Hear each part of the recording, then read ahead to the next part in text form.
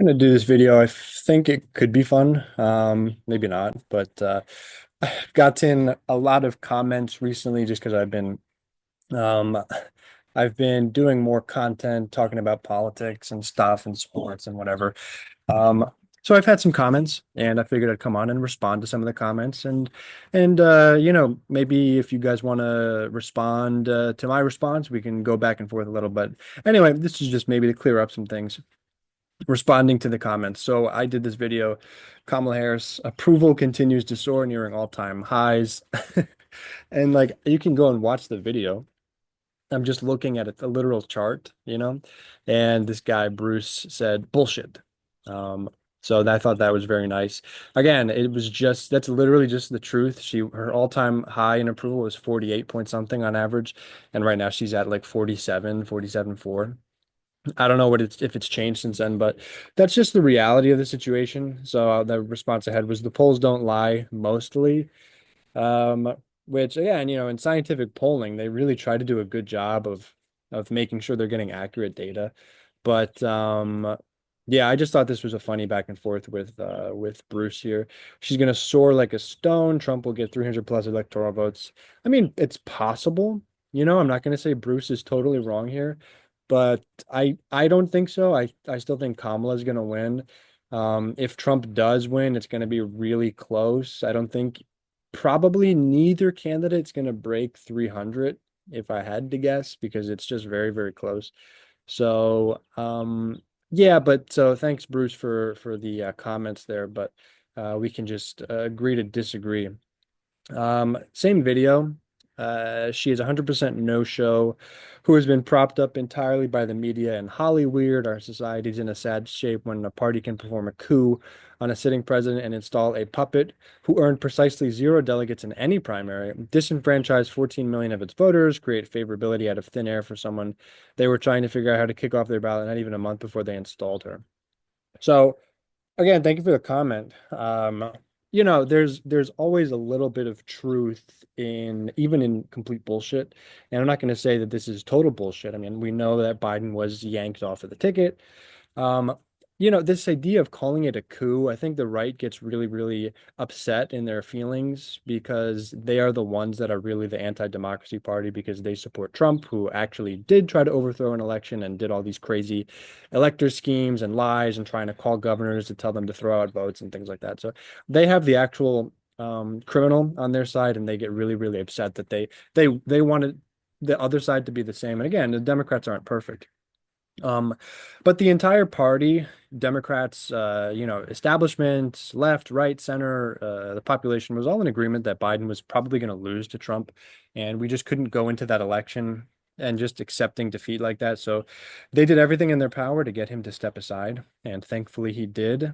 And it was a service. He did a service to the country. He stepped out of the way and let a younger, more dynamic, potentially more interesting candidate get to the top of the ticket.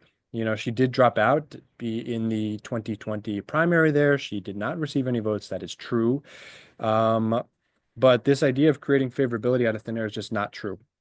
The polling is the polling. People have gotten a more favorable opinion of Kamala. She's done a good job of rebranding herself, of coming out strongly, and she had really a perfect launch of her campaign. And that's one of the reasons why there wasn't a challenge at the convention, is because, if she came out very weak and sort of wishy-washy and she was awkward and she had some disastrous interviews, then yeah, there would have been a competition. But she really took the bull by the horns, powerfully stepped up and took over the party, and that's what you want to see, and that's what she did. So you can't fault her for that. You have to do something in order to, you can't just be ushered in as the next. I mean, it helped that she was the vice president, but she really had to go out and wrangle the votes and get it done, and she did it. So what are you going to do? It wasn't a coup. The whole party wanted it to be done. I personally would have liked maybe for to be a process, but again, I can't argue with the fact that she took the goddamn bull by the horns and took over the party as a strong candidate should do. And what can I say, right? She was the vice president, right? She's next in line technically. So um, that's I'll leave it at that, and we'll move on. I had a poll. I put a poll up. I know this was a video actually. Who really won the VP debate? My conclusion was that it was about a tie. I think JD Vance is really good on that kind of a stage, and he did really great. I mean, for him, I hate him, but he's really weaselly, and he finds ways to make even the most negative aspects of republicanism somehow positive, which is really a talent. He's has a talent like that. But he wasn't able. He was denying reality. He couldn't accept or say that the 2020 election was lost by Donald Trump. He just can't live in reality. And so for that reason, he sort of swung it back into the 50-50, even though Walt isn't a great debater. So this guy says, Sean says, oh, so Waltz is doing what Trump does, saying things he doesn't mean, and the left also would do what the right does. LOL. I know how crazy it is that maybe both these sides are a mirror of each other. And then there's more here. I should have been able to see the rest. But just I was responding to the first part here. Um, Saying things he doesn't mean. Walt got caught in these lies a couple of times. There was this sort of embellishment about his military duty. He said he was like in a combat zone or something. It's like he was deployed near or around or in effect to help combat zones, but not actually in a combat zone. And then there was this Tiananmen Square line. He said he was like there at Tiananmen Square, but actually, he was home when Tiananmen Square actually happened, but he was in China like within a month of it happening. So my response to that is like, we're Americans, guys, and when's the last time you spoke with an American that didn't embellish a story?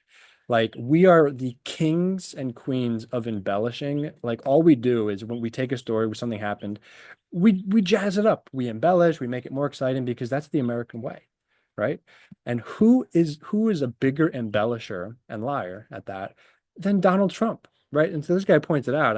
I can appreciate that he's being fair, and he's pointing out what Waltz does. And so yes, this it's an American thing to embellish. There's a difference though between embellishing a story to make it more interesting, where like the truth is actually really there. Like Waltz was in the National Guard for 20 something years.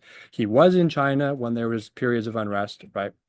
Trump does the same thing in terms of embellishing, but there's not even any semblance of truth anywhere near it, right? It's just not even anything close. There's no reality there. There's nothing there. So we can't call this equal because Trump is the captain and king of lying, and he does it more fluently and more disgustingly and more disturbingly than anyone else that I've ever seen. And so if anyone's going to defend that, then, or if anyone's going to try to call Waltz out for that, then they're just full of shit and a hypocrite. Um, Next, so I did this Pennsylvania poll look. So Trump is doing better in the polls in Pennsylvania. There was a period where Harris was doing much better, but now that seems to have shifted. Also need to add this guy, M. Stern says, also need to add that Trump is always underestimated in the polls. So if Harris is ahead by a point, she really loses by 3. So if only it were that simple. It's true in 2016 and 2020 that Trump underperformed the polls nationally.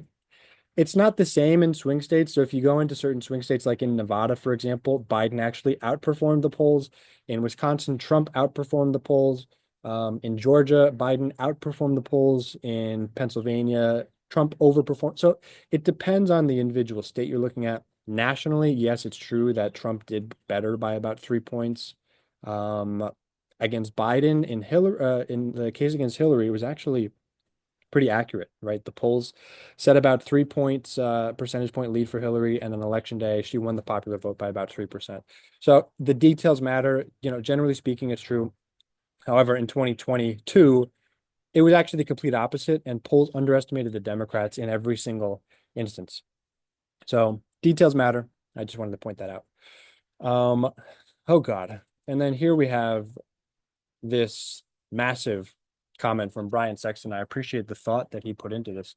I did this video talking about the Electoral College and why it gives more power to votes in certain states. Like if you're from, I think, Wyoming, your individual vote has 4 times more power because the electoral votes are not divvied up equally.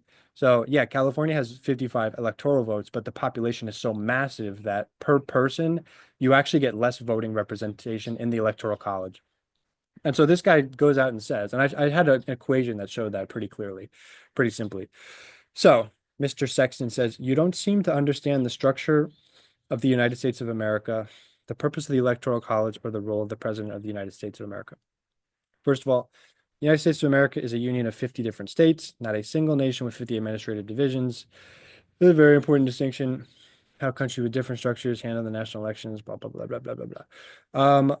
One of the things that stood out to me in this comment was that he says, third, the president of the United States of America is a president of the Union of States, not a president of the individuals. It would make no sense for the president of states to be selected by popular vote.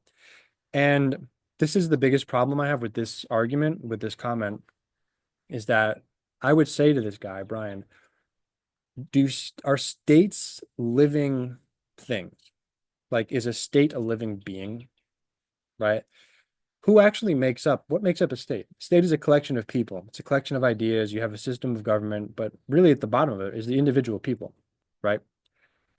Individual people in the states make up in total the population of the United States. We are the United States, right? There are other countries, you can go look all around the world, like Colombia, for example. They have states too, right? They have like 20 or 30 or something states. Forgive me, I don't know the exact number. But they still find a way to do a vote by popular election.